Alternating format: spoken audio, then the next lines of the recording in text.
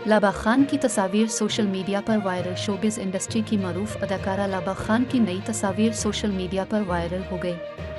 Photo और video sharing app Instagram पर अदाकारा लाबा खान ने नई तस्वीर शेयर की, जिसमें उन्हें नीले रंग के लिबास में खुसूसी पोज देते देखा जा सकता है।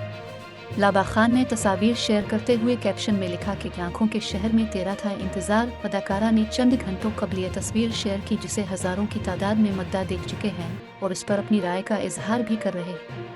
वाज़ेह रहे कि लाबा खान सोशल मीडिया पर काफ़ी मुतहर्रिक रहते हैं और गाहे बगाहे अपनी तस्वीर शेयर करती रहती हैं, जिसे उनके मद्दा भी पसंद करते हैं।